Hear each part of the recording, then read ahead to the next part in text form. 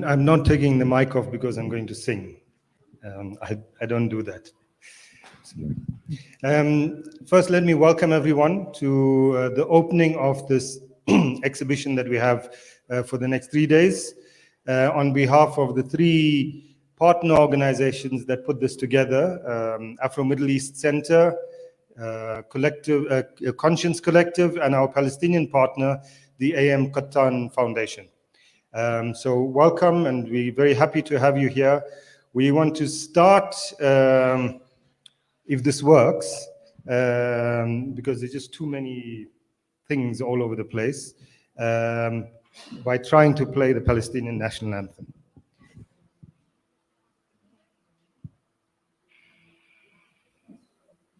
And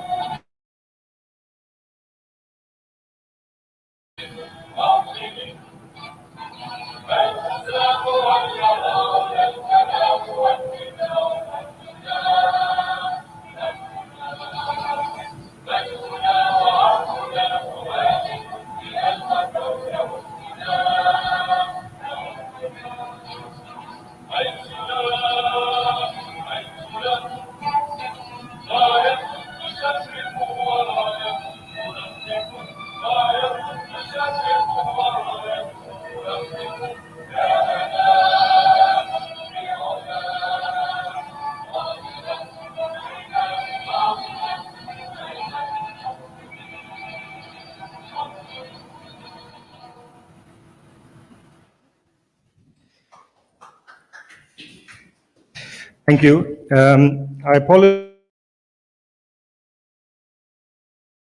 for the volume. We thought we'd play it off the TV at the back, but at the last minute, I thought it would be better that people who didn't understand Arabic, like myself, could see the English translation of the lyrics. But you're welcome to watch it later on the TV. There's also much more serious and sadder version, if you like, of the song by another singer, so you can do that. Our program for the next little while is that we have some poetry, a song, if I can find the singer, he's here somewhere, and one or two other things. So please, we hope you enjoy yourself with that. But again, welcome to everyone. And let me just say a word about this global effort that was initiated by the A.M. Qattan Foundation in Palestine, and with partners in different parts of the world, India, I think Brazil, a few other countries, that are doing not similar events, but events around culture, or cultural events that highlight solidarity, and particularly solidarity with Palestine. So in different countries, there are different kinds of programs taking place. In South Africa, this is what we are doing. And so we're very happy to be part of this kind of global initiative around this. I'm not going to speak about any of the organizations that I mentioned. If anyone wants to know what Conscience Collective is, the Afro Middle East Center, you can talk to us later. Talking in such an atmosphere too much gets terribly boring. So I'm going to not do more of that. But let's start with a that is Stephen Faulkner. Stephen Faulkner, I only recently found out, sings. He's also a poet, but I don't know him as either of those things before, well, recently. Stephen Faulkner is a long-time trade unionist. Stephen, that's not an insult to say long time. Long-time trade unionist, struggler for justice in South Africa for decades, and strong supporter of the Palestinian struggle and other struggles for justice in the world. What do you want to do? I think we're going to try and just put the mic here, and, so that you can hear my accent and clearly locate me in Benoni. For people who speak Afrikaans. Let's just see how we go.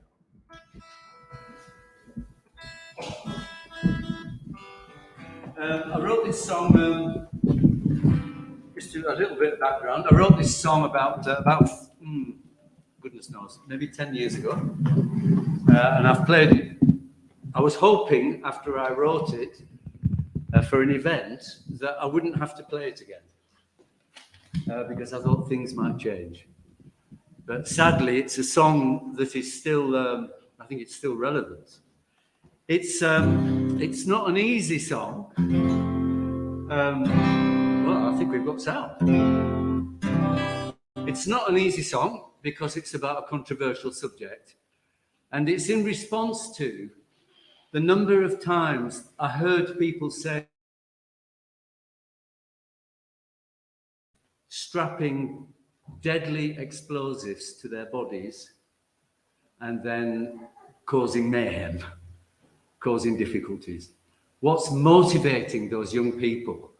And governments around the world have talked about reprogramming, about institutionalized schizophrenia and all that.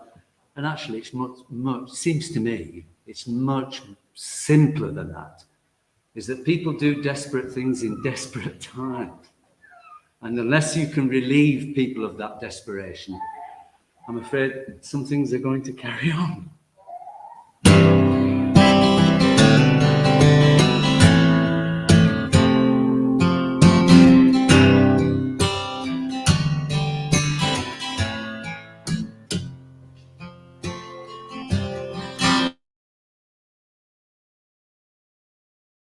Hear this, it may be all over. My picture might be on the news. No doubt they're going to call me a monster. That's why I'm sending this message to you.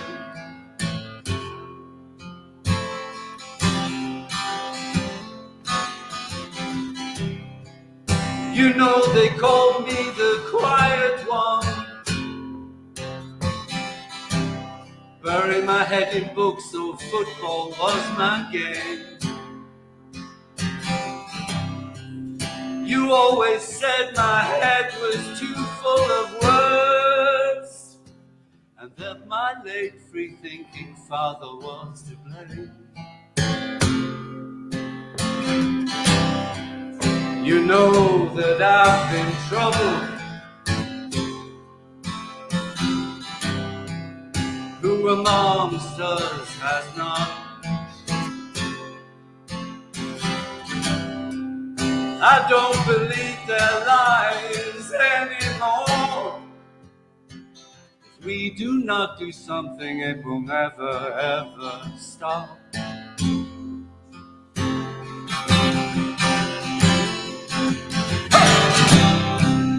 And the bombs keep falling.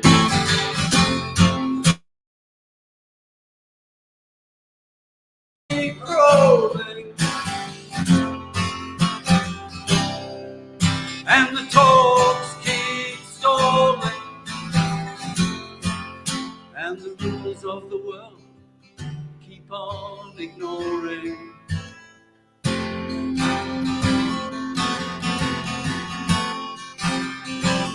We haven't got a home.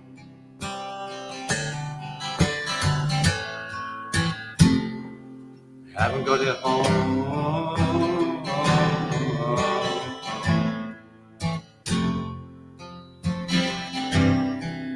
I don't care for those who helped me do this. They don't ask questions anymore. Their bitterness, it makes me shiver.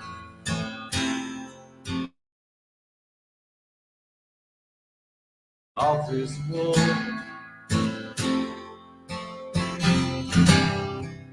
And they say I'll be a martyr,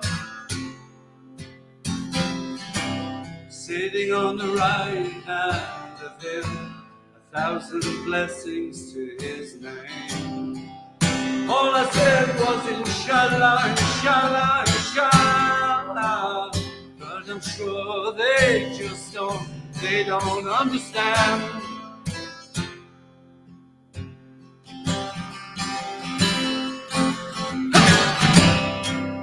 And the bombs keep falling, and the tanks keep rolling,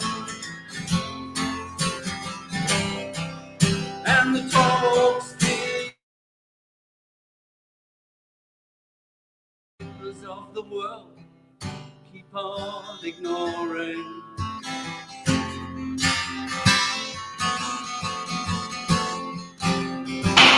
We haven't got a home.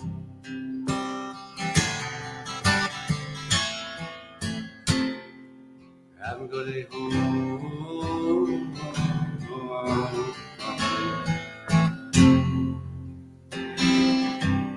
Mama, when you hear this, it may be all over.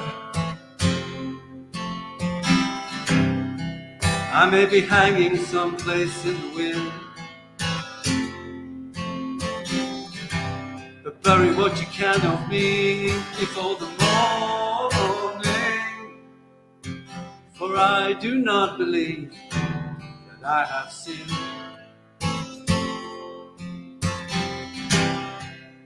And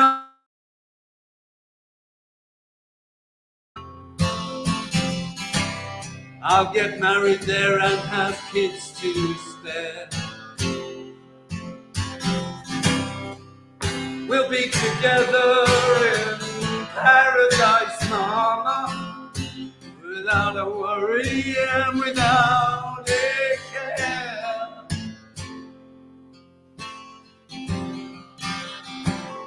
In our own home, and the bombs keep falling, and the tanks keep rolling, and the talks keep stalling, and the rulers of the world keep on ignoring.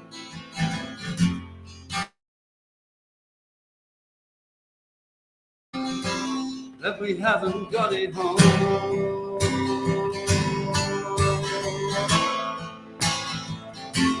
We haven't got it home.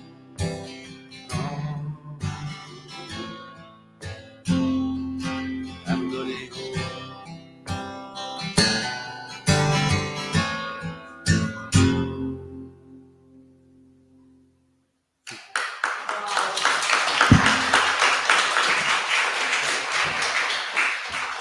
I should be said, I'm not playing that to a trade union audience in the United States. Walked out in protest, and half of them came standing ahead.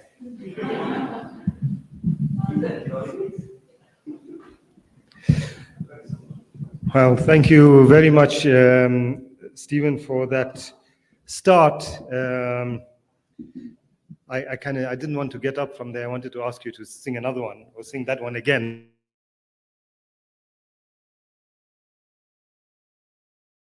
Are not new, and Stephen, plugs into a whole genre of that kind of music, and of course, with songs of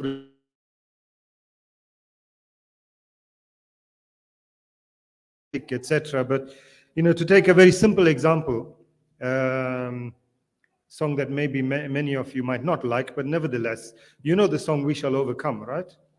And in the song, one of the lines is, "We are not afraid." People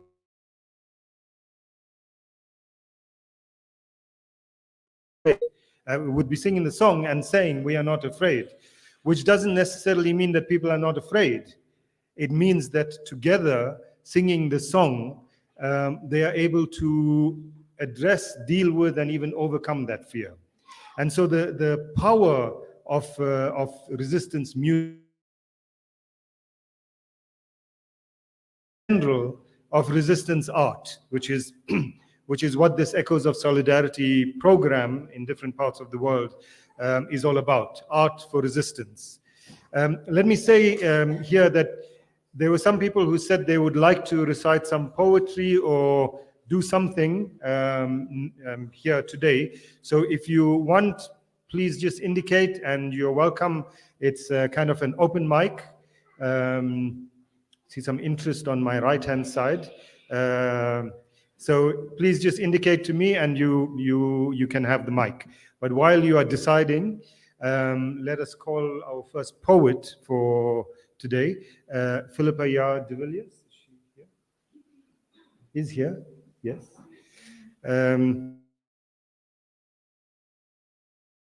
Philippa Jaar, she said to me, "Oh, you mean we have a real poet?" You want to sit or stand? No, I'll stand. Thank you. I'll keep the chair for my bag, because I need to work out how. Thank you so much for I'm very honored to be here. I really think that it's in these kind of expressions that we reclaim our humanity, because the world is not kind to us, to humans right now. And I guess there are others that have said it in much more eloquent ways, but when we claim humanity for others, we claim it for ourselves. Claim it for others. It's kind of like just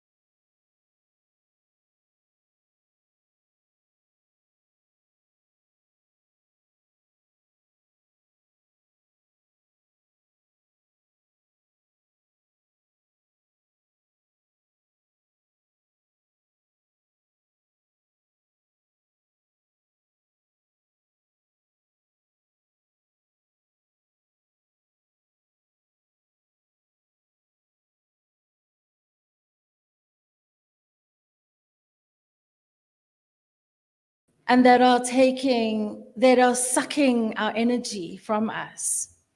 So this poem was composed for the Life Isidimeni tragedy.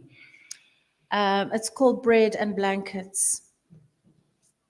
A man, representative of government, uncomplaining servant of a president who proudly laughs as he destroys his enemies, stands in front of 148 victims.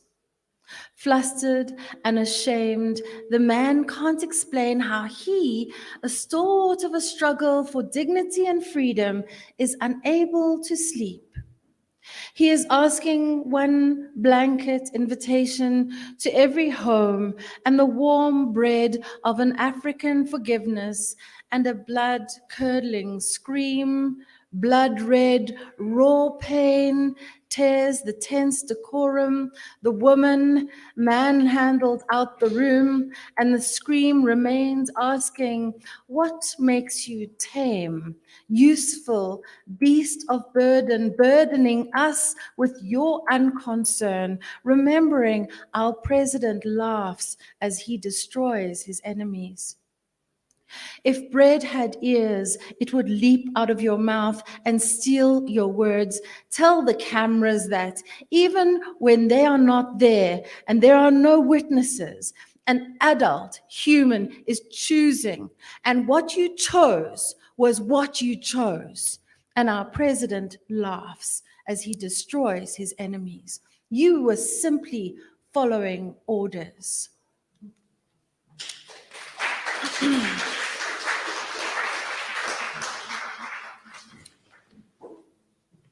Another one? I think we are all athletes, you know, but we're not all in training. So I got a Chinese fortune cookie the other day, and that's what it said. We're all athletes, but not all of us are in training. So I wanted to just say that all of us that came here today to show our solidarity, to actually make this issue part of our lives, I thank you. I thank you, and I thank you because you've made me feel strong. You've made me believe that we are stronger than them. And so I have this poem which I always like to share because I think we have to always replenish ourselves because it's very draining, the struggle. So this poem is called At the Place Where All That I Am Resides. And it means ekujuleni kwami. And it means that in the Zulu language, there's no separation between the body, mind, and spirit. And so, so this is about this place where the center of your being resides, and that very same spirit inside of you that wants freedom for yourself, that wants freedom for Palestine, that wants freedom for humanity resides there. There is a column of quiet at the center of you, a spine of equanimity, a deep blue sky that doesn't grab at every bird that crosses it, a starry, starry night sheltering your fearless footsteps, a storm beating thunder drums to your enemies, a quiet that doesn't echo every note of the river murmuring through the stately forest of your being, a stillness that doesn't require a selfie to prove that it exists. When I return ekujuleni kwami and shake off my shackles and walk into the embrace of trees, at liberty to feel the shadow dapple on my naked skin, and here at last, growing closer, the waterfall that has never forgotten my name, knew me before I called it home. Ekujuleni kwami. Ekujuleni kwam, Écoute-les quoi. Thank you.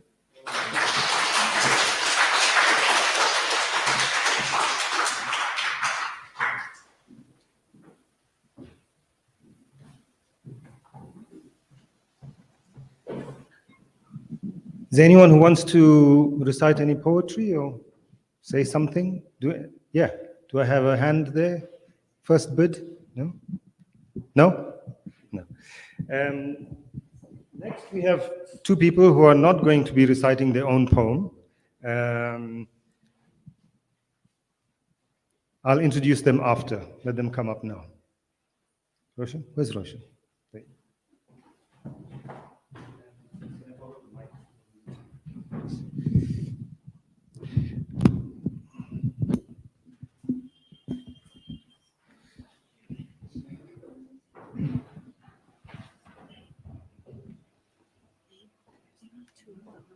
Whose work is being shown. One is Qudsi of Belgium and the other is Nawa Reddy. They can recite their own works as well. Here. Oh, signal it.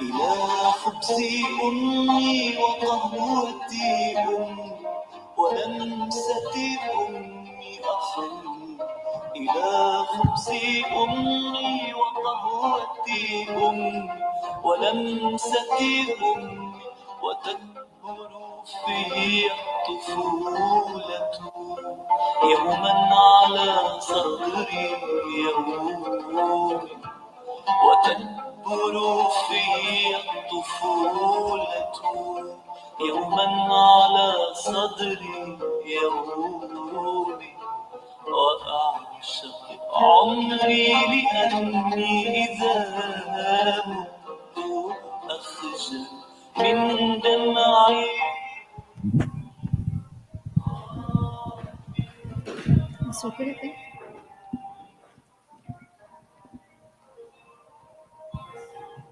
Ila Ummi, to my mother, is one of the most famous poems of Palestinian poet and author Mahmoud Darwish, so famous that it was repeated over and over again at his funeral. The background for this poem is a personal experience of Darwish's. He wrote it in Ramla prison, held as a political prisoner by Israel. While he was in prison, his mother went to see him for a scheduled visit, bringing bread and freshly brewed coffee. The prison guard not only did not allow her to see him that day, he even poured the coffee onto the ground. Darwish then wrote this poem as a tribute to his mother and to her bread and coffee. However, as with many Darwish poems, this one too is ambiguous. He writes it for and to his mother, but at the same time, one can see that it is also written for and to our homeland, Palestine. Marcel Khalife beautifully put the poem to music, and the song has become iconic for Palestinians, for Arabs, and for friends of Palestine. Darwish was once asked what he thought of Marcel's rendition. He replied that when he heard Marcel's song, he understood for the first time what the poem meant. And now for the poem. أحن إلى خبز أمي I yearn for my mother's bread وقهوة أمي and my mother's coffee ولمسة أمي and my mother's touch. وتكبر في الطفولة يوما على صدر يومي. My childhood grows within me day after day. وأعشق عمري لأني إذا مت أخجل من دمع أمي. I cherish my life because if I were to die, I would be shamed by my mother's tears. خذيني إذا عدت يوما Take me if I return one day وشاحا لهدبك as a veil for your lashes وغطي عظامي بعشب and cover my bones with grass, تعمد من طهر كعبك blessed by your pure footsteps. وشدي وثاقي بخصلة شعر بخيط يلوح في ذيل ثوبك Bind us together with a lock of your hair, with thread trailing from the back of your dress. عساني أصير ملاكا Perhaps I will become immortal, ملاكا أصير إذا ما لمست قرارة قلبك immortal I will become if I touch the depths of your heart. ضعيني إذا ما رجعت وقودا بتنور دارك If I were to return, use me as fuel to feed your fire, وحبل غسيل على سطح دارك as the clothesline on the roof of your house, لأني فقدت الوقوف هرمت because I have become too weak to stand. I've grown old. فردي نجوم الطفولة حتى أشارك صغار العصافير درب الرجوع لعش انتظارك Return to me the star maps of my childhood, so that I can, along with the swallows, chart the way back to your waiting nest.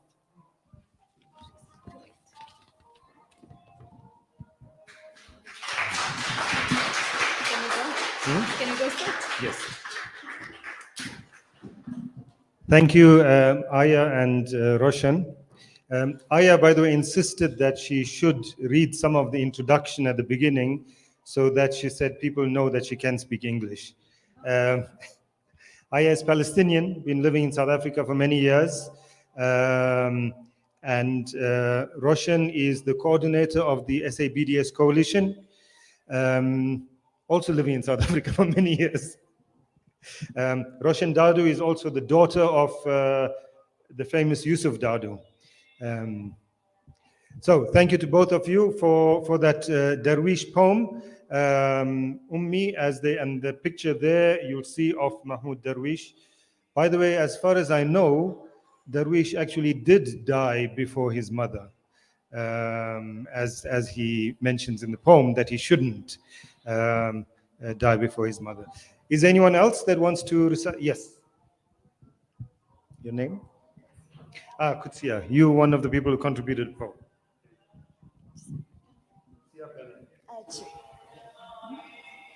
Assalamu alaikum wa rahmatullahi wa barakatuh. My name is Kutsia Balam. I live in Pretoria and I haven't really read many poems I have during my high school years, but that's about it. I love writing poetry and I love expressing myself through these beautiful art forms. And inshallah, I hope you are inspired by my poem. Bismillahir Rahmanir Rahim. I felt a hole ripped through my home, yet the Palestinian heart still beats. The goal? To steal land claimed to be theirs. Why colonize what already is yours? You cut us deep, but our wounds never bleed. Our wounds are forever tended to. Our cries gravel across plains, far and wide, beyond the skies, flowing into rivers of milk and honey. Sweet as the smiles of youth with nothing more to lose. Tender like hearts of women left in despair. Is this all fair? What lies will you spin now? Can you not see the deceit they feed you through their hungry lens? Even the broken birds sang the songs of unspoken freedom. These children were born with hope their parents promised to uphold, but instead they are left with white clots to unfold. What a terrible way to live as the youth in a house of rubble and dust. What a way to wander these broken streets with empty tummies that rumble. Now you see, these children will be steadfast in their fight, and one day, soon, they will die by the might of your sinister blade. Who do we blame? Who do we blame for the shame you have brought to this country? What country? For you have shattered it from the inside. And yet, the silence never comes. The Palestinian heart will still remain, forever embedded in memories you try to erase. With every home you shattered and every city that crumbles, the heart will remain in the air like whispers from heaven, in the oceans like gentle creases from the waves. You steal all that can be touched, but I promise your touch cannot linger. You cannot steal our voices.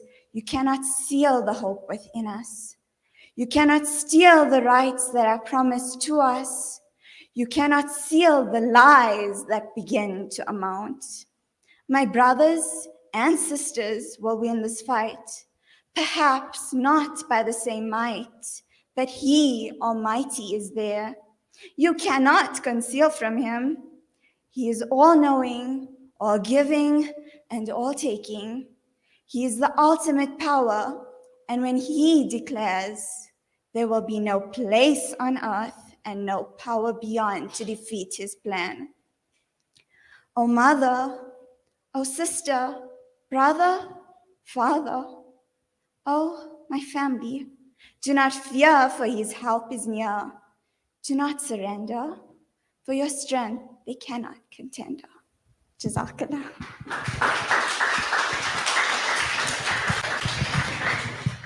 Thank you, Kutsia, for that.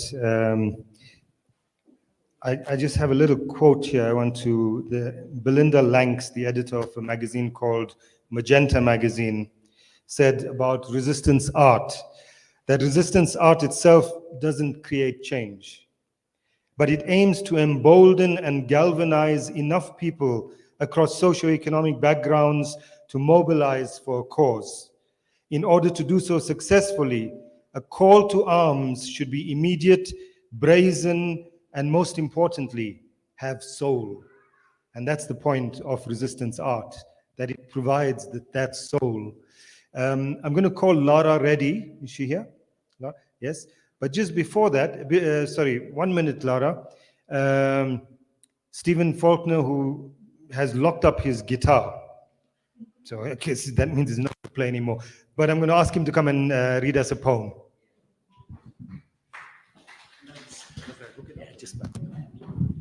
This is I'm hoping that this is participatory. Everybody runs out of the room. So this is a poem that was written for the clover workers. Does everybody here know about the clover dispute? I'm sure you do. Comrades of mine who are in the General Industrial Workers Union of South Africa, GIWUSA, which is part of my federation, SAFTU, Viva SAFTU, Viva. Thank you. And always get a quick one in. And this was a poem to encourage them to continue their struggle against clover, which was being attempted to be bought out by a company based in Israel that trades in the occupied territories. So an appalling company, and also it deals with the response of, sadly, our ministers to this crisis. But really, it's a short poem. But when I say, for example, look at me reading off a bloody phone. How scandalous is that? If I say, it's not over, you all shout, Clover. Okay, so shall we try it? Right. You could tell this was a workers' poem, right? It's not over. I'm sorry, that was like really weak. We want people to think there's 400 people in here, so it's not over. Perfect. Okay. Hey, listen up. It's not over. For now we know you put the hurt in your yogurt. You put the cuss in your custard. You make us lactose intolerant with your criminal lack of tolerance, and keep Palestinians in the desert while you make your sickly dessert. It's not over. It's not over. You think you can still milk the poor to cream off the profit, to tender your cheesy smirk to high-fat stakeholders while forcing rancid deals down the necks of low-fat workers. It's not over. Nearly.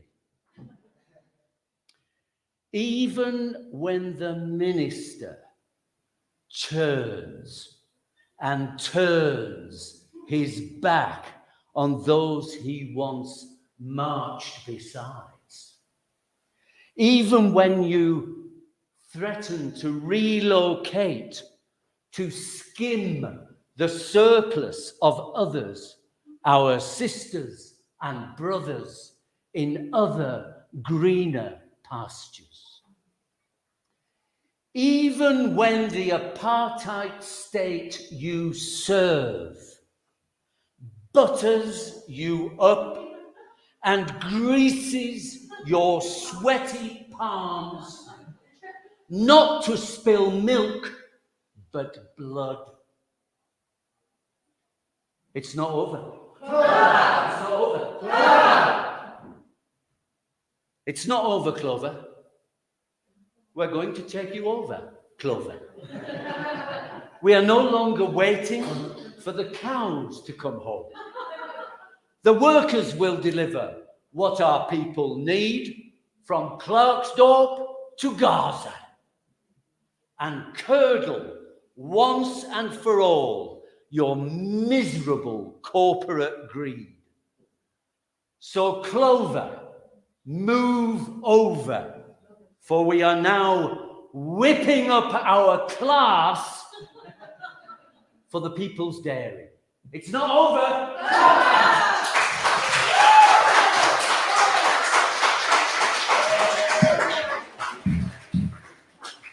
That was great fun, Stephen. Almost as good as your song, although the applause was more. Let me just say, if you don't mind, Stephen, a word about the Clover issue. So Clover was taken over in 2019 by a consortium led by the Israeli Central Bottling Company, which has a number of worker rights problems, as well as the fact that it operates in the occupied Palestinian territory, which therefore is a violation of international law. But the Competition Commission and the Competition Tribunal allowed the sale to go through. Among the conditions for the sale was that the workers will not negatively, or it will not negatively impact on the workers. There will be no retrenchments. All workers will remain in place. All operations will stay open, etc. Over the past 2 years, from around 2021 already, or beginning 2021, a number of Clover factories, warehouses, etc. have been closed down. A number of workers have been retrenched, despite the undertaking that was given to the Competition Commission and Tribunal.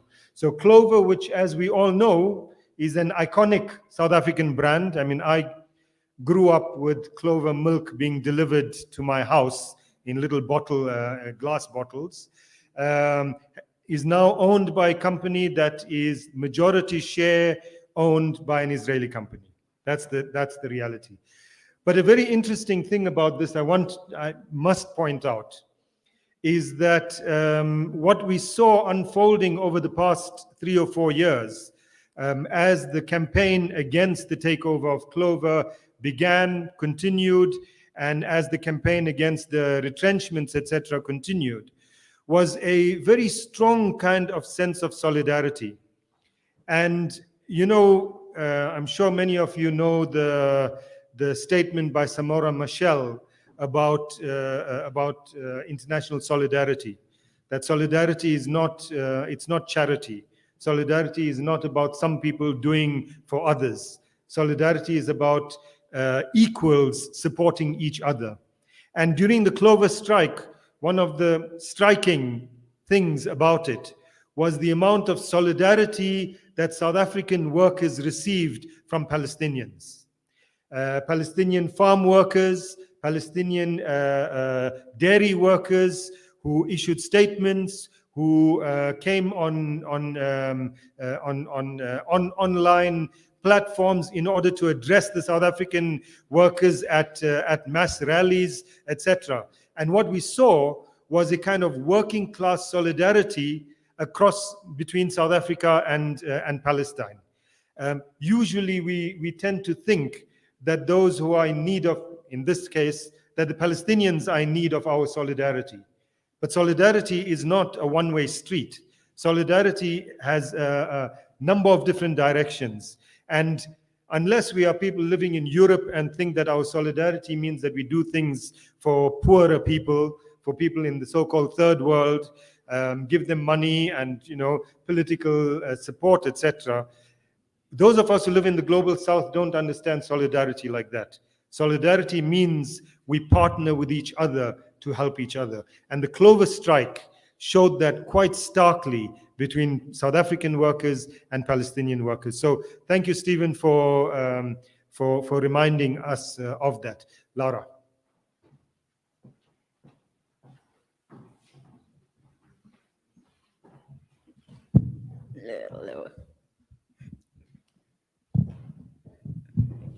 Good evening, everybody. My name's Laura Reddy. I coordinate Food Not Bombs Josie, which is an anarchist solidarity group, and we've basically always giving mutual aid and solidarity to the struggles that goes on around the world, especially working with refugees and troubles and stuff. And I see some of my comrades from the Clover strike, where we went and did some direct action and stickered the spas with products. It was quite exciting. I've got 2 poems for you here today. One is up there, I see, on exhibition, and another very historical one that I did when we had the Apartheid Israeli Week at the Commune in Johannesburg. This one's called Tell Me Palestine. Okay. Yeah. Tell me Palestine. Tell me something to make me understand. Tell me about their heaven and your hell. From the river to the sea, I don't see your children frolicking and free. Tell me, Palestine, what would make me buy and sell my soul to understand how yours bleeds with the pins poked into them at power's stake for 888 moons, disturbed people, displaced people. While the missiles still loom, Palestinian youth throw stones and Molotovs, while the Israeli war machine just continues. Hearts beat in fear. There's blood dripping everywhere, like a slow rain gone unnoticed. With time, justice disappears. More borders appear. Another nation state to fear. When will the rainbow appear? From the river to see Palestinian children free. From the river to see Palestinian children free. Thank you. This next poem is called 1948, 1948. It sort of draws the parallels between apartheid South Africa and apartheid Israel right now. It's quite a sarcastic poem, so you can read between the lines, and very historical if you want to take the historical route of it. Dear 1948, how I hate you, how I detest you. I cannot count the number of your laws I loathe that made me insane, that stole, mocked, made me mortified at my own existence, so crucified. Dear 1948, apartheid, South Africa, how I dislike you, no, I abhor you. And just when I thought you were rid of in South Africa, You continue to spew fire like a dragon, fumed over another landscape, another people, prejudiced, imprisoned, robbed of their homes. Why 1948? Why? You settled there, you made refugees, a landfall out of indigenous people, and called it paradise, called it Holy Land. Recapitulate. Yet dreams of our own, prayers same that we moan. But 1948, like a demon who never died, destined itself in 1967 to dictatorship. We still remain in your gruesome grip in another place for another ailing, screaming, suffering, martyred people. Still fighting to end your apartheid era. Let's mention your other name now and not be afraid. You're Israeli apartheid. Even Harvard deems it so while shaking hands with foes. Once South African apartheid, now you're Israeli apartheid. Historical and cruel, David and Goliath, even biblically true. South Africa's apartheid, 1948, you stole the show and made it legislation, made love a crime. Humanity was a dime. Yet we sent you flying, but not too far away, to 1994. You became your liberated child, but still playing at oppression and injustice, lingering in a deceitful way called democracy. Ha! Democracy? Ha! Israel, the democracy in the Middle East, is an apartheid regime. Twin to the 1948 South African apartheid regime, my sisters and brothers in Palestine, for the whole world's Palestine, for the whole world's Palestine. I feel your pain. We feel your pain. Do not despair. Do not despair. 1948, 1948. Dear 1948, 1948, also born in the Arab-Israeli war, from Egypt to Jerusalem, your colonization you kill with, your apartheid you sanctify and occupy with, never ended. 1948, 1948. From your regime in South Africa to Israel, we aim to defeat you. Your era is ending. 1948. Now it's 2022. We aim to destroy you. It's 2022, Israeli apartheid. We will destroy you. Thank you.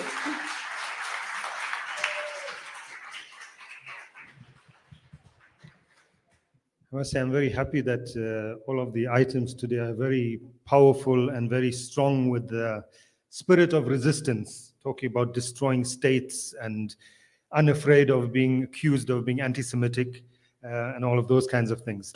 Is there anyone else before we move to close? Yes, Humaira.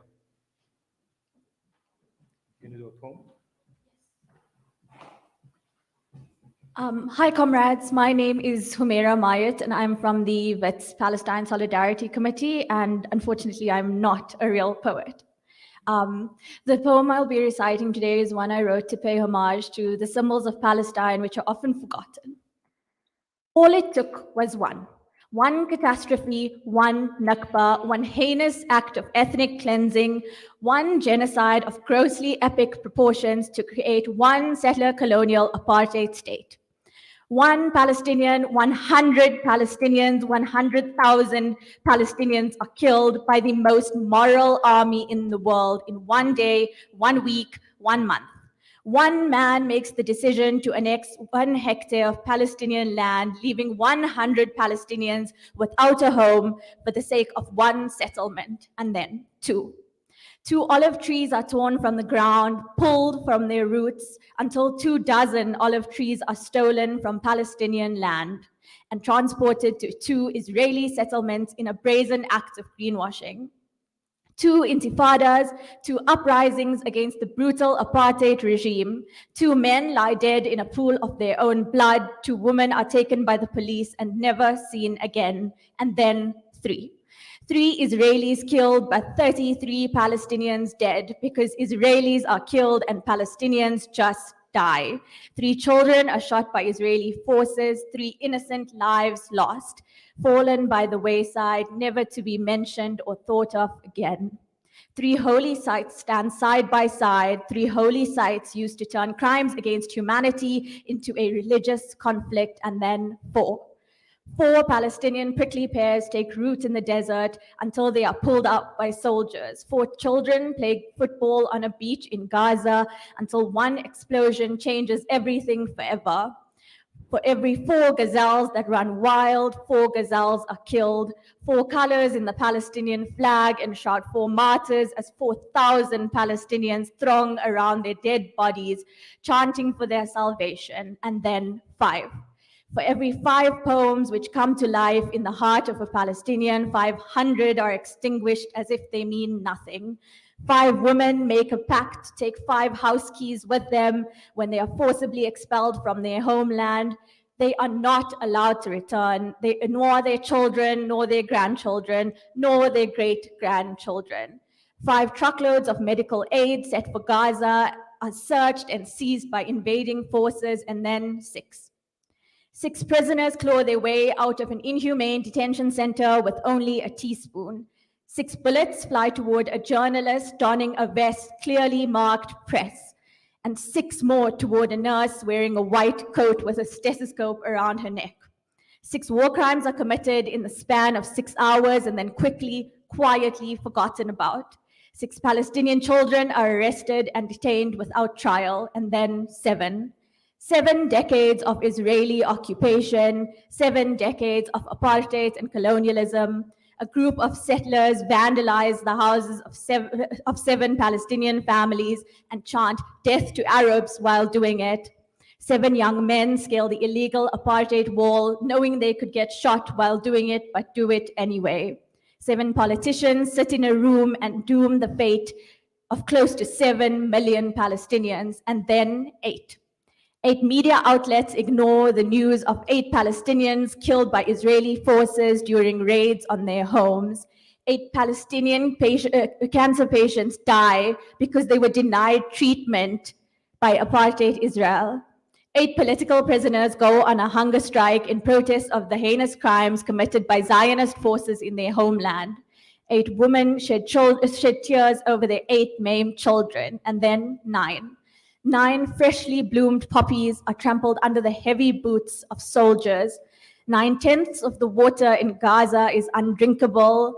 9 watermelon seeds make their way into the mouth of a little Palestinian boy just before he is murdered by an Israeli drone. 9 accusations of terrorism are brought against a man fighting for a right to his homeland in the face of Zionist occupation, and then 10. 10 beautiful Palestinian sunbirds take flight, 10 clouds hide the sun today. 10 Palestinian flags fly high alongside the doves in the sky. 10 Palestinians don their kafirs and walk on the streets which once belonged to them. 10 souls leave 10 bodies, and then nothing. All of this, and all it took was one. Thank you.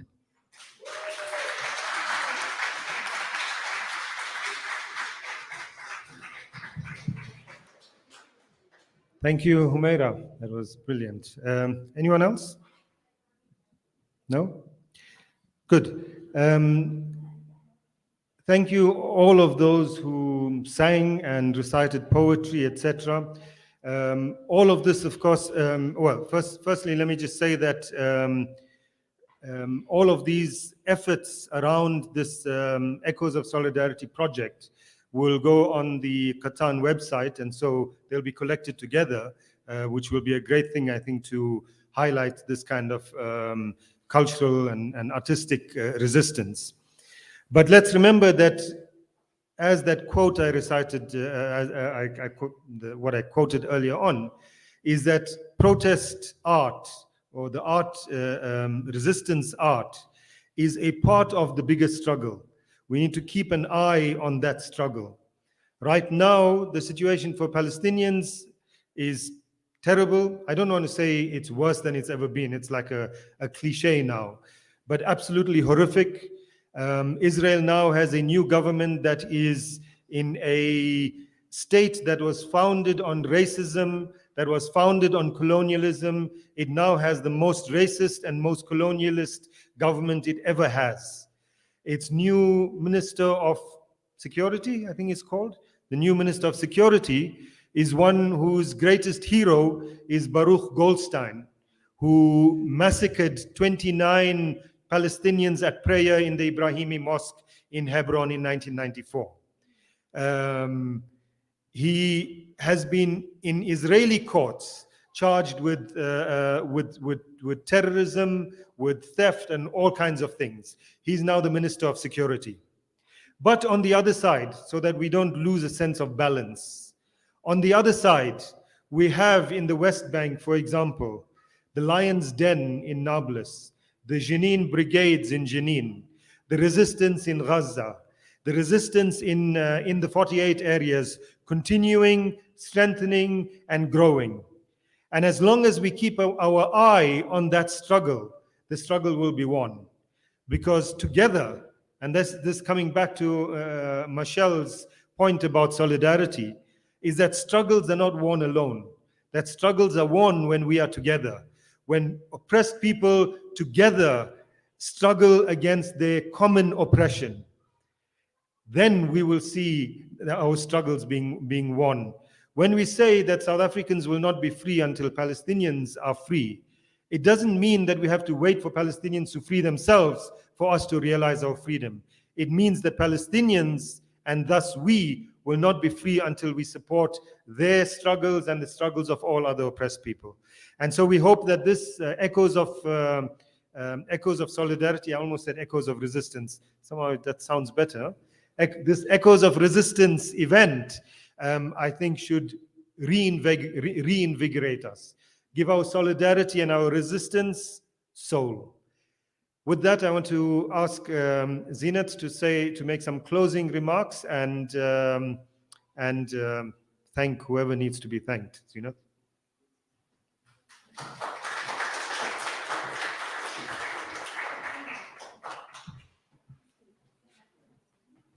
So you might be done with all the poems, but I've just gotten a message from one of our poets who wasn't able to be here today and whose work is displayed, I think, behind Atiya. His name is Shahid Muhammad, and I think he's watching live, so I hope that he appreciates the manner in which I deliver his poem. It's called The Palestinian Echo. Clod from the same patch of clay that once lay in heavenly embrace, set forth to distant climes, longing for reuniting with its soul friend. Lapses of time dulled its ancient memory. Since 48, it even frog-marched its distant cousin out of common land. But the separation brought the new seeds back to common clay. Palestinian or Zionist united in their disunity. Zionist hacking souls, much like Boer hacking Nguni souls. From the same clay that spawned itself, yet the common harvest of Palestinian and Zionist, of Boer and Nguni, is carried off to distant lands to feed modern kings, the major and the lesser slaves, slaves nevertheless, united in their disunity, returning at sunset to the same patch of clay that once lay in heavenly embrace. We would love to have many more poems, and we're honoring some of the great poets from Palestine, including Darin Tatur. You'll see some of her poetry in her own words. Darin was arrested and confined by the Israeli regime for writing a poem that they believed incited resistance. You've heard the poetry of Mahmoud Darwish. You know of the struggle of Muhammad al-Kurd from Sheikh Jarrah and his sister, and you'll hear him in his own words from the United Nations. And then we have Hassan Khanafani.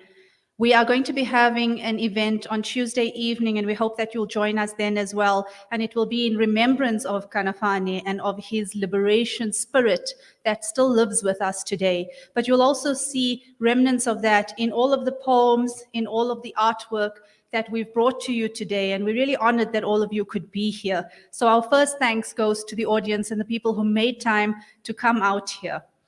Our second thanks goes to all of the artists, contributing artists from as far as Qatar, from India, Rali Mukherjee, Mesa Al-Mannai. We have people from Cape Town who contributed, Shukri, Anwar. If I forget people's names, please forgive me, Graham. We have Adrian Oliver. We have Aziz and Shabnam. We have, of course, one of the most beautiful pieces here by Fatima Behmat. We've got Fatima Tayyab Musa, who's done an amazing piece on prayer and resonance. And I hope that you spend some time while Atiya is doing her set of music to reflect on the pieces that we have here, to learn a little bit more about why we've decided to have an expression of art and poetry in honor of Palestine, and to commemorate the International Day of Solidarity with the Palestinian people on the 29th of November. I also want to express my deep thanks to the Troival House for being our host. If you do have a chance, take a walk through the Heritage Home, which is on the property as well. It is one of the treasures that South Africa and Johannesburg has. And I know people had hesitancy coming out to this area, but I think you'll appreciate that we do have some gems hidden away. And we need to honor that, and we need to put some effort into restoring and to holding on to heritage like that. I also want to express my thanks to all of our Palestinian solidarity partners, including the Palestinian Solidarity Committee, including PSA, including BDS Coalition, of course, AMAC. I want to express my thanks to Zaytoon South Africa, who have a lot of the Tatriz artwork and bags, dresses that you can buy. I want to thank Shabnam Mayat and Aziz Yunus for their support in putting this together as well. And I hope that you enjoy this, and I hope that you go back with something new in your hearts about Palestine. Thank you, Naeem. I like how Zeenat mentioned foreign countries from which we got artists, and she said like Qatar, India, and Cape Town. If anyone's interested in buying any of the Tatriz stuff, you can talk to Aya. She's there putting her hand up. Okay, with that, we'll kind of end because DJ Atiya is going to take over with a set of music. But before that, Amandla! Amandla! Amandla! Free, free Palestine! Free, free Palestine! Free, free Palestine! From the river to the sea, Palestine will be free. From the river to the sea, Palestine will be free. From the river to the sea, Palestine will be free. Amandla. As I introduce Atiya Khan, DJ Al-Khorazan, I also want to invite all of you to please partake in the food that we've presented. There's some snacks, there's a gorgeous coffee station you can choose from, cappuccino, chai, whatever you'd like. And importantly, there is a symbol of resistance out on the dining table there, which is watermelon. It's in season now, but I don't know how many of you know that in Palestine, it is a symbol of resistance because Palestinians aren't able to use the colors of their flag freely. And so because the colors are imbued in a watermelon, that is also a symbol of resistance. So eat the watermelon just as a way of support as well. DJ Al-Khorazan, thank you.